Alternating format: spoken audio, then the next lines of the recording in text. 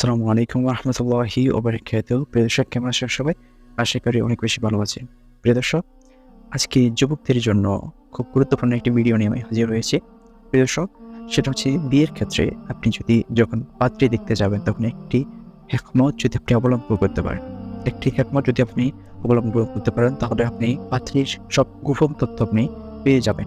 প্রিয় দর্শক, সেটা হচ্ছে আপনি যখন পাত্রী দেখতে যাবেন যখন পাত্রীকে আপনার সামনে আনা হবে তখন রাসূল বলছে যে তোমরা পাত্রীর দীনদারিত্বকে প্রাধান্য দিতে। আপনি অবশ্যই পাত্রীর দীনদারিত্বকে প্রাধান্য বেশি দিবেন।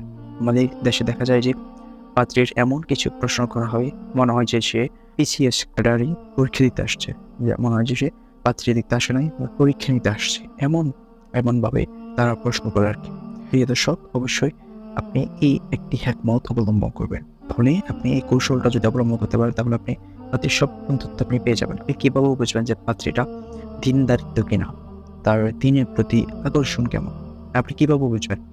সেটা বুঝতে হলে আপনাকে একটি কাজ করতে হবে। যখন আপনাকে পাত্রীর সাথে দেখা করবে, পাত্রীর সামনে আসবে, তখন আপনি তাকে সর্বপ্রথম অজু করতে বলবেন।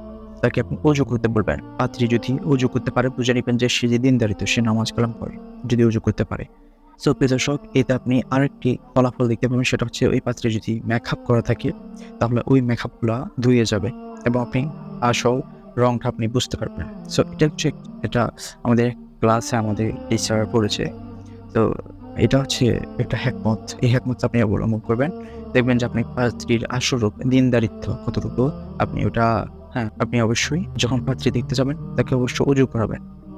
অজু করতে পারে কিনা এবং এই ধরনের ইসলামিক প্রশ্ন করবেন যে দিনের প্রতি কেমন আকর্ষণ, এগুলো প্রশ্ন করবেন।